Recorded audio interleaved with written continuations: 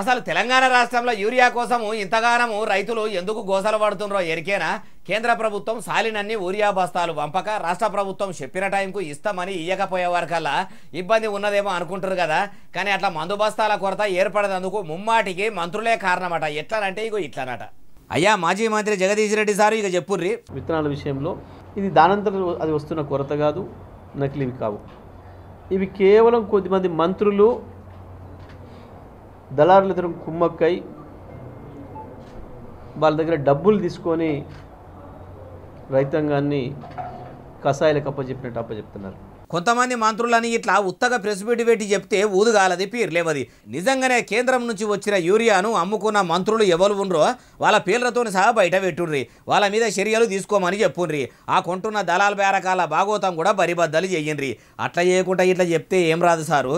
మీ BRS లీడర్లే కావాలని చెప్పులు లైన్లో పెట్టి షెయి సర్కార్ను బదనాం చేసి బాధాలరా చేస్తుండ్రని కాంగ్రెస్ పార్టీ వాళ్ళు అట్లా అనబట్టిరి. మీరేమో షెయి పార్టీ మంత్రులే దొంగసాటుగా దళాల బేరకాలకు యూరియాను అమ్ముకుంటున్నారని అనబడితిరి. ఇట్లా ఒకరు దెప్పి పొడుచుకొని ఒకరు ఎత్తి పొడుచుకొని ఎత్తేసుకొని 7 శాట్ల మన్ను మీద గుమ్మరించుకొని జనం చెవుల మంచిగా లొటపీస్ పువ్వులు పెడుతున్నట్టున్నారు కదా సార్ అంటుర్రు ఈ ముచ్చటిన్నోళ్ళు.